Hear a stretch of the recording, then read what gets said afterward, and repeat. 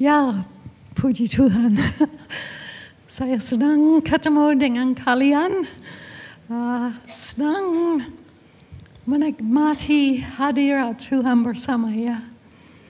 Tidak ada kenikmatan di dunia ini yang lebih besar dari mengalami hadirat Tuhan bersama-sama dengan teman-teman. Jadi hari ini saya akan bicara bagaimana kita harus tetap setia sampai akhir. Saya lahir di keluarga Kristen. Oma dan opa saya semuanya Kristen. Jadi dari kecil karena saya dibawa ke gereja.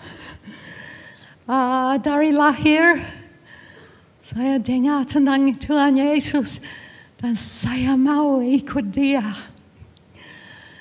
Jadi ya sudah lewat lebih dari 70 tahun. Saya sudah hidup sebagai seorang Kristen, seorang yang ikut Tuhan. Tapi belum sampai garis akhir. Saya tidak tahu kapan garis akhir akan datang. Entah saya mati atau entah saya hidup sampai dia datang. Saya sudah selalu harap bahwa saya akan hidup dan tidak mati. Karena akan hidup sampai dia datang. Dan karena Yesus sudah janji bahwa akan ada orang yang tidak akan mati ya. Tapi akan tinggal tetap sampai dia datang. Itu harapan. Tapi yang penting, jangan saya berhenti sekarang ya. Menyerah. Saya harus tetap setia. Dan kalian juga semua dipanggil untuk hidup tetap setia. Karena Yesus berkata, bahwa ada banyak orang akan mundur pada akhir zaman. Banyak orang akan murtad. Jadi inilah sebabnya kita harus sungguh-sungguh tetap setia. Di dalam Matius 24, Yesus bicara tentang akhir zaman. Tanda-tandanya. Kita lihat tanda-tanda sekarang ya. Apalagi apa terjadi sekarang di Timur Tengah. Saya rasa ini adalah hari-hari yang menentukan dan kita harus lihat tanda-tanda akhir zaman. Yesus berkata, orang yang bertahan sampai pada kesudahannya akan. Jadi apakah saudara bisa selamat kalau tidak bertahan? Yesus berkata kita harus bertahan sampai pada kesudahannya. Untuk bertahan sampai kesudahan, kita harus bertumbuh. Kalau di dalam 1 Yohanes Pasal 2 ayat 12 sampai 14 dikatakan oleh Rasul Yohanes, saya menulis kepadamu anak-anak sebab dosamu sudah diampuni karena Kristus. Siapa di sini sudah jadi anak? Kalau sudah jadi anak, dosamu sudah diampuni. Aku menulis kepada kamu, hai Bapa-Bapa, karena kamu telah mengenal Dia yang ada dari mulanya. Siapa di sini adalah Bapa-Bapa, termasuk ibu-ibu? Ada. Aku menulis kepada kamu, hai orang-orang muda, karena kamu telah mengalahkan yang jahat. Siapa orang muda di sini? Ada sedikit. Lalu diulangi oleh Rasul Yohanes. Aku menulis kepada kamu, hai anak-anak, karena kamu mengenal Bapa. Aku menulis kepada kamu, hai Bapa-bapa, karena kamu, dan diulangi, mengenal Dia yang ada dari mulanya. Aku menulis kepada kamu, hai orang-orang muda, karena kamu kuat. Dan firman Allah diam di dalam kamu, dan kamu telah mengalahkan yang jahat. 3 kelompok ya. Ada bayi-bayi anak muda, dosa diampuni, mengenal Bapa. Ini orang yang lahir baru. Mereka di dalam kerajaan Allah sudah lahir dari atas. Sudah jadi anak Allah.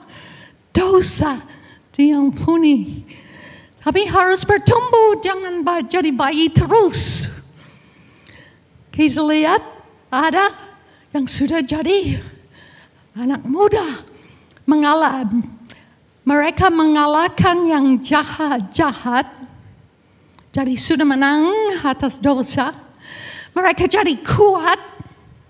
Dan firman Allah diam dalam kamu. Apakah firman Allah diam, tinggal, hidup di dalammu? Atau itu hanya tetap di sini? Firman Allah ada di rumahmu, tapi ada di lemari atau di atas meja di sini. Atau apakah firman Allah ada di dalammu? Di dalam pikiran, di dalam hati, di dalam pembicaraanmu, di dalam segala tindakanmu. Apakah firman di dalammu? Atau, tapi kita lihat di sini, Bapak-bapak beda. Mereka mengenal Dia yang ada dari mulanya. Artinya mereka mengenal Tuhan bukan hanya sebagai Bapa. Sebagai anak kecil mengenal Bapa. Ini orang dewasa yang sudah mengenal rencana Tuhan, yang sudah bisa bergaul dengan Tuhan, yang sudah menjadi semakin serupa Dia, menjadi sahabatnya. Saya punya anak perempuan, namanya Ruth. Waktu dia kecil, dia mengenal saya sebagai ibu. Kalau dia nakal, ya dipukul, diajar, disuruh berbuat ini begitu. Saya harus memelihara dia, kasih makan. Sekarang, anak saya sudah jadi dewasa. Dia sendiri sudah jadi ibu. Hubungan kami jauh berbeda. Kalau saya dengan Ruth, saya senang sekali. Karena kita adalah sahabat. Kita bisa bicara tentang segala sesuatu bersama-sama. Kita bisa berjalan bersama. Kita menikmati persekutuan. Itulah bapak-bapak di dalam gereja, ibu-ibu dalam gereja. Mereka mengenal Tuhan Yesus Kristus. Sudah jadi dewasa, sudah jadi makin serupa dengan Dia. Dan persekutuannya manis. Tidak lagi harus dipukul-pukul, disuruh-suruh. Karena sudah jadi dewasa. Kita juga harus bertumbuh, tapi di dalam gereja mula-mula ada masalah. Gereja itu juga sama di sini, di seluruh dunia. Di dalam gereja. Ada yang lambat mendengarkan. Ibrani pasal 5 ayat 11. Tentang hal itu banyak yang harus kami katakan. Tapi yang sukar untuk dijelaskan. Karena kamu telah lama dalam hal mendengarkan. Ya? Ada banyak yang saya bisa katakan dengan Ruth. Tapi dengan anaknya yang kecil yang umur 3 tahun, saya belum bisa. Karena anak itu belum mengerti, ya. Lamban mendengarkan. Apakah Tuhan bisa bicara kepada kita? Dan dalam ayat 12, sebab sekalipun kamu ditinjau dari sudut waktu, sudah seharusnya menjadi pengajar firman. Kamu masih perlu lagi diajarkan asas-asas pokok dari penyataan Allah. Dan kamu masih memerlukan susu, bukan makanan keras. Apakah kita minum susu atau makan makanan keras? Apakah kita seperti ini? Kalau firman, oh ya, firman, itu yang kami dengar tiap hari Minggu di kebaktian. Itu yang kita diskusikan di Komsel. Tapi lain dari itu, baca firman susah, tidak mengerti. Kalau itu sikap kami masih bayi. Perlu susu.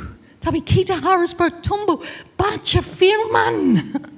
Biar firman itu menjadi makanan sehari-hari. Berapa kali sehari saudara makan nasi? 1, 2, 3 kali?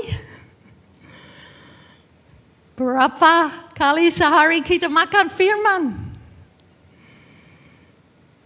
Ayat 13, sebab barang siapa masih memerlukan susu, ia tidak memahami ajaran tentang kebenaran, sebab ia adalah anak kecil. Seperti cucu saya yang umur 3 tahun.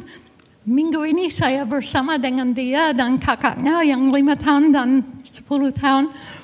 Dan yang 3 tahun, sewaktu-waktu tidak dapat apa yang diingininya. Jadi dia berteriak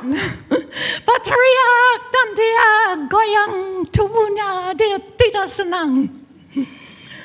Tapi kalau yang 10 tahun tidak dapat apa yang diingininya, mamanya tegur dia bilang, yes mama.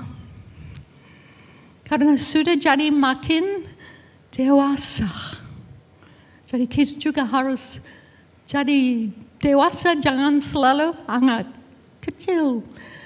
Kita lihat, kita dipanggil menjadi orang dewasa, Ibrani 5 ayat 14. Makanan keras adalah untuk orang-orang dewasa yang karena mempunyai panca indera yang terlatih untuk membedakan yang baik dan daripada yang jahat. Kalau kita sudah dewasa, kita bisa bedakan. Ya. Kalau ada Nabi palsu datang, yang dewasa membedakan.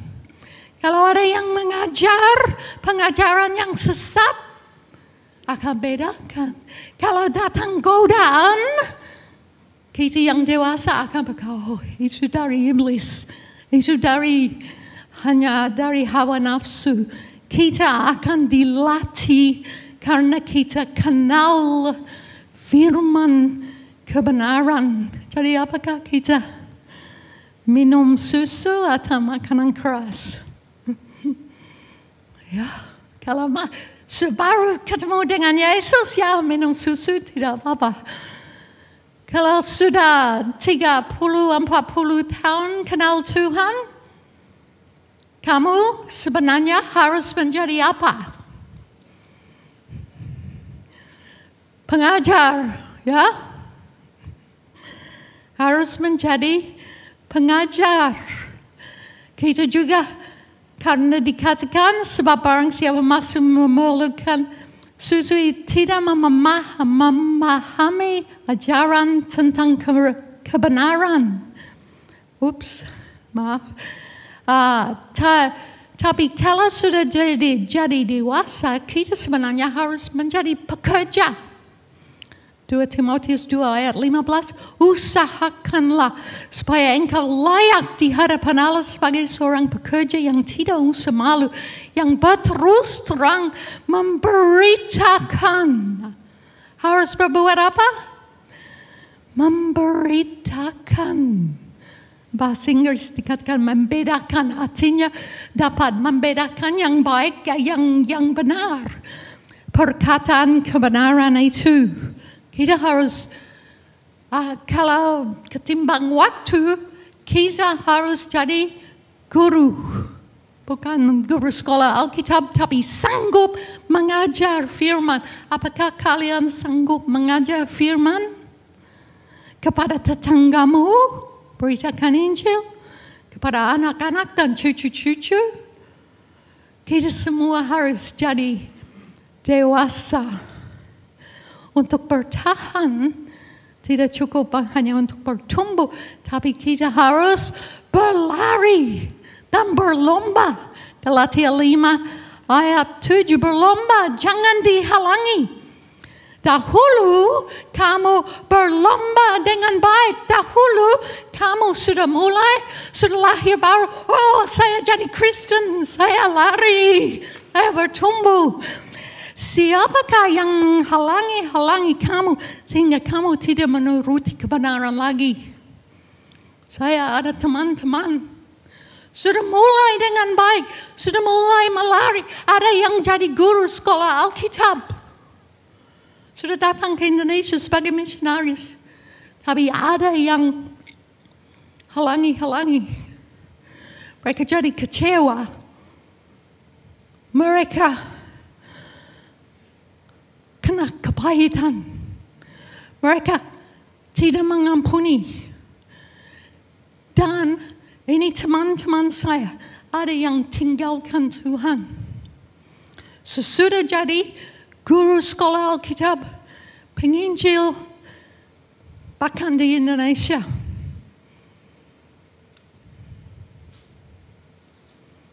Kita harus setia sampai akhir.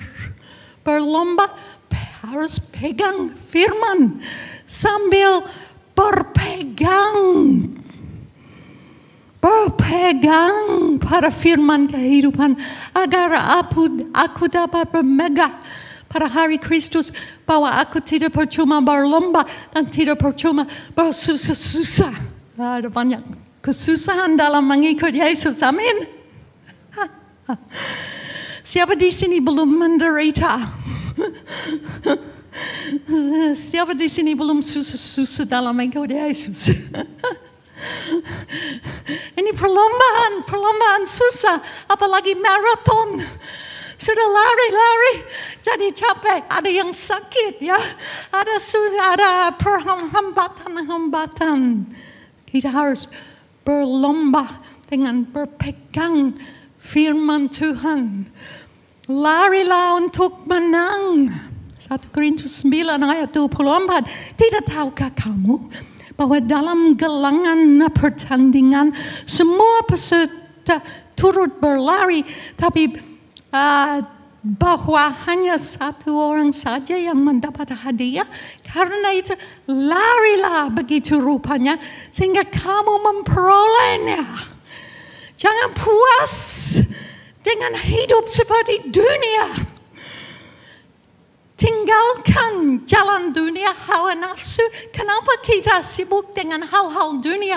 Kita harus lari dalam perlombaan supaya menjadi seperti Tuhan Yesus Kristus, supaya mencapai garis akhir, menjadi seperti Dia, masuk hadirannya. Jadi orang dewasa yang bersekutu, yang bergaul dengan Tuhan seperti Henok. Bergaul dengan Tuhan dan akhirnya diangkat hidup. Berlomba seperti Rasul Paulus yang berkata dalam 2 Timotius 4 ayat 17, aku telah mengakhiri pertandingan yang baik. Aku telah mencapai garis akhir dan aku telah memelihara iman.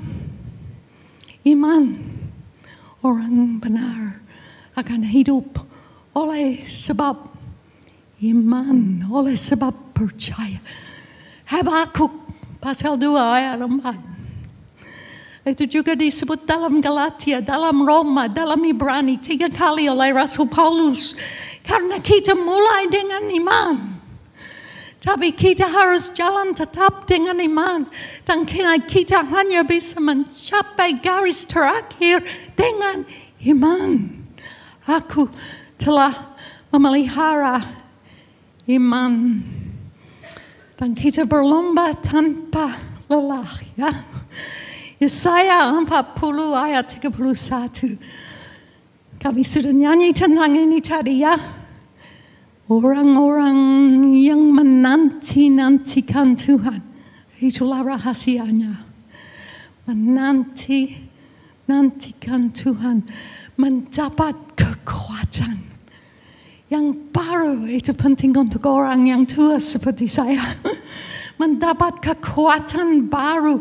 Mereka seumpama apa? Raja Wali yang naik terbang dengan kekuatan sayapnya. Mereka berlari dan tidak menjadi lesu. Mereka berjalan dan tidak menjadi lelah. Dikatakan orang-orang muda akan lelah. Tapi orang yang menantikan Tuhan, mereka dapat kekuatan yang baru. Dan mereka akan naik terbang. Baca kitab Wahyu pasal 12.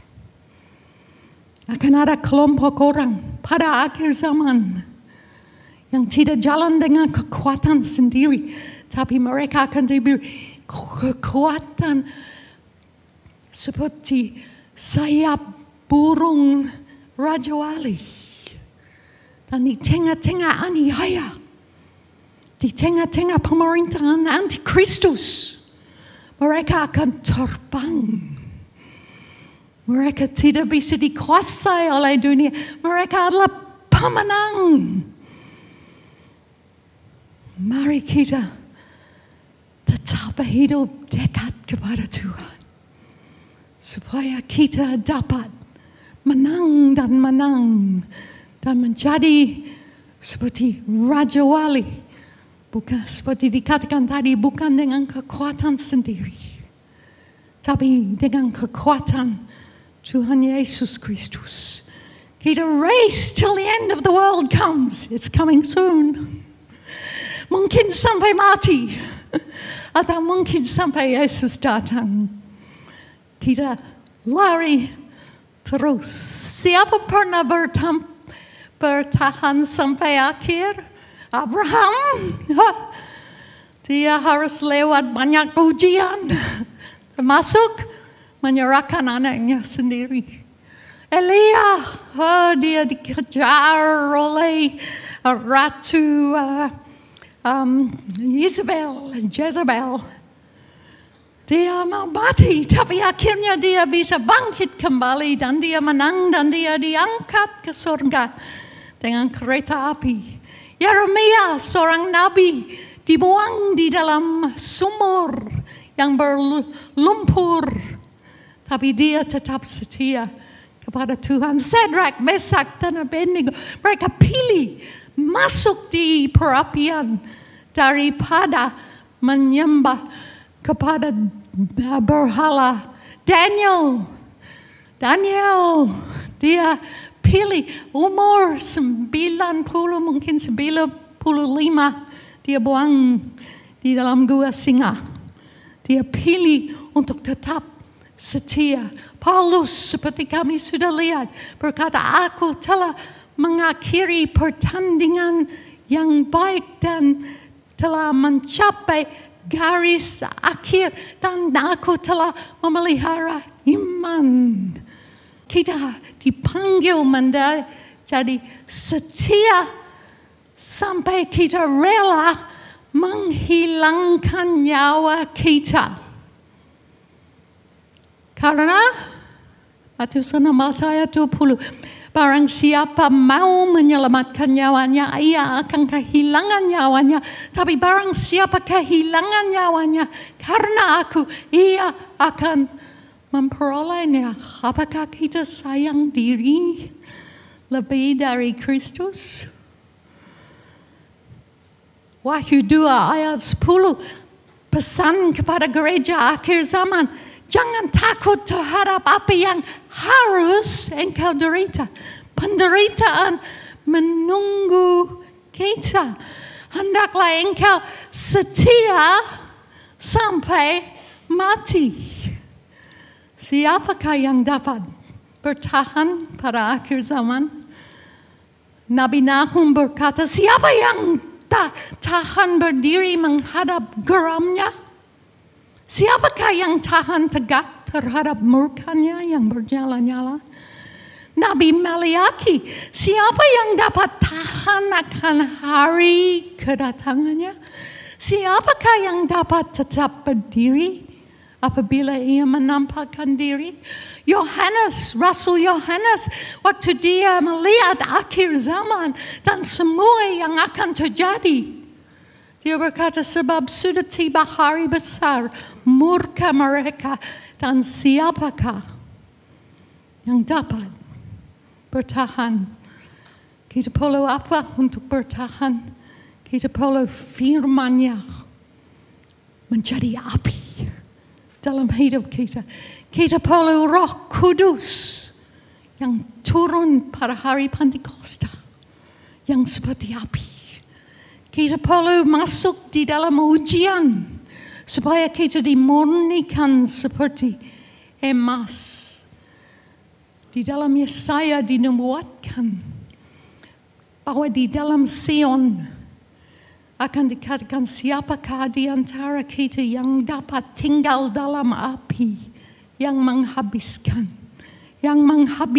dosa dan hawa nafsu? Siapa? Dalam Ibrani 12 ayat 1 berkata, karena kita mempunyai banyak saksi, marilah kita yang mengelilingi kita, marilah kita menanggalkan semua beban dan dosa yang begitu merintangi kita, dan berlomba dengan tekun dalam perlombaan yang diwajibkan bagi kita. Marilah kita melakukannya dengan mata tertuju kepada Yesus yang memimpin kita dalam iman dan yang membawa iman kita kepada kesempurnaan. Yang dengan mengabaikan kehinaan tekun memikul salib, ganti sukacita yang disediakan bagi Dia yang sekarang duduk di sebelah tangan kanan Allah. Marilah kita tetap setia, ya. Kita dipanggil untuk mulai jadi lahir baru. Kita dipanggil untuk bertumbuh menjadi orang dewasa. Kita dipanggil untuk lari dengan Tuhan tiap hari, mengalahkan dosa, mengalahkan hawa nafsu, mengalahkan iblis, dan mengenal Dia yang ada dari permulaan kita hidup pada akhir zaman.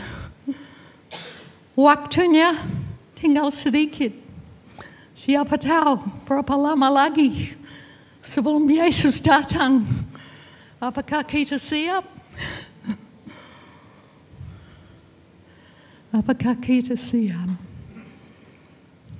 Hari ini, apakah saudara siap ketemu Tuhan hari ini? Ada tidak pengampunan dalam hatimu? Kalau kamu tidak mengampuni, Tuhan tidak, Bapa yang di surga tidak mengampuni kamu. Apakah kamu siap? Apakah kamu masih menuntut kehendakku yang jadi bukan kehendakmu? Masih baik. Apakah kamu mengenal firman dan cinta firman dan merenungkan siang malam sampai sanggup mengajar kepada orang lain? Sanggup hidup sesuai? Inilah tantangan bagi kita pada akhir zaman. Kita tidak bisa main-main. Waktunya sudah singkat. Siapa di sini mau siap? Siapa mau setia sampai akhir? Saya mau.